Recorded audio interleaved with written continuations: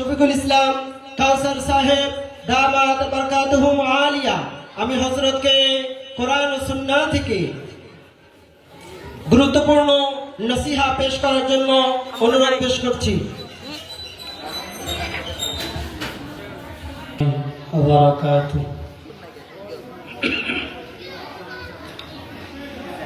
الحمد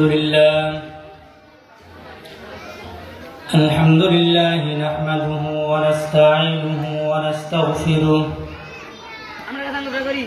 ونؤمن به ونتوكل عليه ونعوذ بالله من شرور أنفسنا ومن سيئات أعمالنا، من يهد الله فلا مضل له ومن يضلله فلا هادي له، ونشهد أن لا إله إلا الله وحده لا شريك له، ونشهد أن سيدنا وسندنا وحبيب ربنا وطبيب قلوبنا وأولانا ومولانا محمدا عبده ورسوله، صلى الله تعالى على خير خلقه محمد وعلى آله وأصحابه وبارك وسلم تسليما كثيرا كثيرا. أما بعد، فأعوذ بالله من الشيطان الرجيم. بسم الله الرحمن الرحيم. كل نفس ذائقة الموت، وقال صاحب القرآن صلى الله عليه وسلم: اكثروا ذكر هادم اللذات الموت، أو كما قال عليه الصلاة والسلام.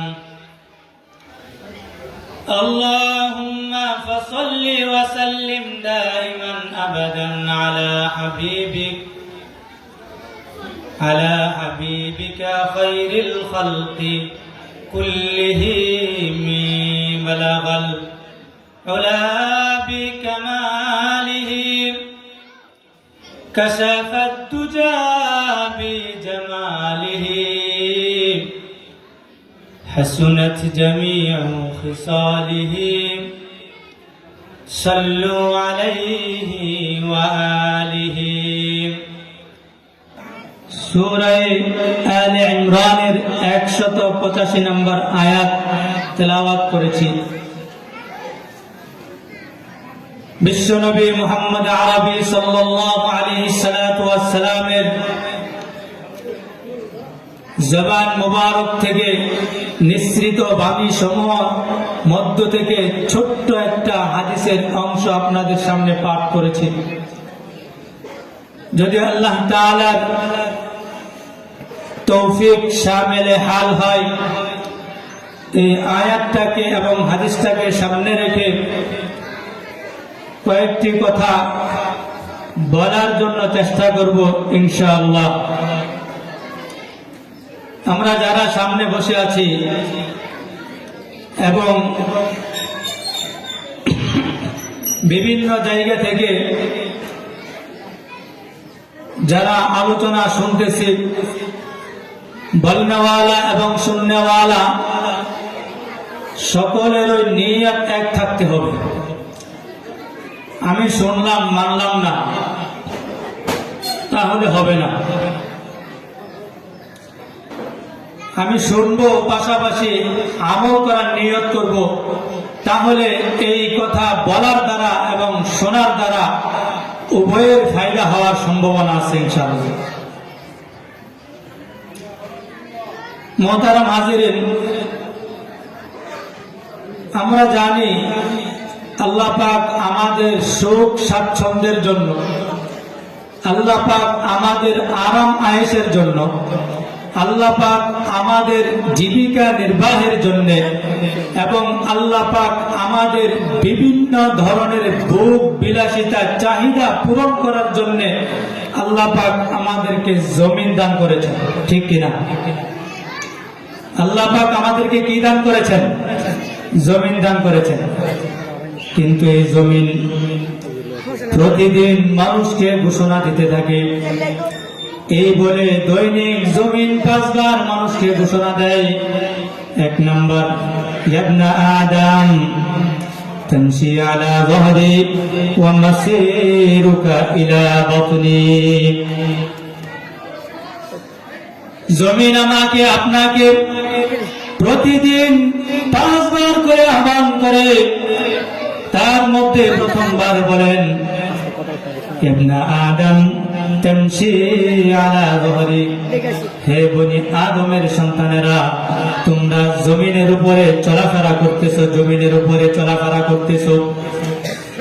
ওয়া মাসিরুকা ইলা বাতনি, জেনে রাখো এই জমিনের উপর চিরকাল তোমরা থাকবে না, একদিন আমার গর্তের ভিতরে তোমার আসতে হবে। 2 নাম্বার, জমিন আহ্বান করেন, ইবনা আদম তাকুলুল আলওয়ানা আলা যহরি ওয়া তাকুলকা দাইদানু ফি বাতনি। 2 নাম্বার, জমিন আহ্বান করে, হে আদম সন্তান, তোমরা জমিনের উপরে বসবাস করে বিভিন্ন ধরনের খাবার, বিভিন্ন ধরনের আহার তোমরা করতেছো, জানিয়ে রাখো ওয়া তাকুলকা দাইদানু ফি বাতনি, আমার ভিতরে আসার পরে তোমাকে একাকিত্ব ভাবে পোকামাকড়ে খাবে। 3 নাম্বার, জমিন ঘোষণা দেয়, ইবনা আদম তাদহাকুকা আলা যহরি ফাসাউফা তাবকি আলা বাতনি। 3 নাম্বার, জমিন ঘোষণা দেয়, তোমরা আমার উপরে বসবাস করে হাসি তামাশা করতেছো, জেনে রাখো তোমরা আমার ভিতরে সে একদিন কান্না করবে। 4 নাম্বার, জমিন আপনাকে আমাকে আহ্বান করেন, ইবনা আদম তাফরাউ আলা যহরি ফাসাউফা তাহজানু ফি বাতনি, তোমরা দুনিয়ার জমিনে থাকা অবস্থায় আনন্দ উল্লাস করতেছো, জানিয়ে রাখো আমার ভিতরে আসার পরে তোমরা চিন্তায় বিভোর থাকবে। 5 নাম্বার, জমিন আপনাকে আমাকে আহ্বান করে, ইবনা আদম তাজনিবু আলা যহরি ফাসাউফা তুআযিবু ফি বাতনি, জমিন আমাকে আপনাকে 5ম বারের মতো আহ্বান করে, দুনিয়ার জমিনের উপর তোমরা বসবাস করতেছো, দুনিয়ার পিঠের উপর তোমরা বসবাস করে গুনাহের কাজের মধ্যে লিপ্ত রয়েছো, জানিয়ে রাখো আমার ভিতরে আসার পরে আমি তোমাদেরকে সেই শাস্তি প্রদান করব। এবার বুঝেন, জমিন আল্লাহ পাক আমাকে আপনাকে আনন্দ উল্লাস করার জন্য দিয়েছেন। জমিন আপনাকে আমাকে আল্লাহ পাক আনন্দ উল্লাস করার জন্য দেয়নি, বরং আল্লাহ পাক আপনাকে আমাকে জমিন দান করেছেন এই জীবনটাকে ঘুরে নেওয়ার জন্য। আজকে এই দুনিয়ার জমিনে থাকা অবস্থায় আপনি আমি যদি আপনার আমার জীবনটাকে পরিশুদ্ধ করতে পারি, আপনার আমার জীবনটাকে যদি অলংকার দিয়ে সাজাইতে পারি, তাহলে জমিন যে 5 বার দৈনিক আপনাকে আমাকে আহ্বান করে, তাহলে দেখা যাবে পরের যে অংশটুকু রয়েছে জমিন আমাকে গ্রাস করে নেবে, জমিন আমাকে শাস্তি দিবে, জমিন আমাকে পোকামাকড় দিয়ে খাওয়াবে, জমিনের ভিতর গিয়ে আমার কান্না করতে হবে। হাদিসে পাকের মধ্যে আছে বিশ্বনবী মুহাম্মদ আরবি সাল্লাল্লাহু আলাইহি সাল্লাম বলেন, যদি কোনো ব্যক্তি দুনিয়ার থাকা অবস্থায় তার জীবনটাকে ভালোভাবে গড়ে যাইতে পারে, তাহলে জমিন তাকে এই 5 ধরনের বিপজ্জনক শাস্তি থেকে রেহাই দিয়ে দিবেন। চিল্লায় বলেন না সুবহানাল্লাহ। কথা বুঝতে পারছেন তো ইনশাআল্লাহ? বোঝা যায় তো? একটা মানুষ সর্বশ্রেষ্ঠ হওয়ার জন্য 5টা গুণ থাকা লাগবে। কয়টা গুণ? একটা মানুষ সর্বশ্রেষ্ঠ হওয়ার জন্য 5টা গুণ থাকা লাগবে। 1 নম্বর গুণটা হতে হবে আইয়াকুনা আলা ইবাদাতি রাব্বিহি মুকবিলান। আইয়াকুনা আলা ইবাদাতি রাব্বিহি মুকবিলান। 1 নম্বর গুণ হলো যে তার রবের ভয়ে ইবাদতে প্রবল আগ্রহী হয়। যে কার ভয়ে ভাই? তো কথা বলেন, কার ভয়ে? যে তার রবের ভয়ে, যে তার সৃষ্টিকর্তার ভয়ে, যে তার রক্ষণাবেক্ষণকারীর ভয়ে ইবাদতের প্রতি আগ্রহ হয়। সর্বশ্রেষ্ঠ মানুষ হওয়ার 5টা গুণের মধ্যে প্রথম নাম্বার গুণ হল আইয়াকুনা আলা ইবাদাতি রাব্বিহি মুকবিলান। যে ওই ব্যক্তি এমন ব্যক্তি হবে যে তার রবের ইবাদতের প্রতি প্রবল আগ্রহী হবে। 2 নম্বর গুণ হলো আইয়াকুনা নাফউহু লিল খালক।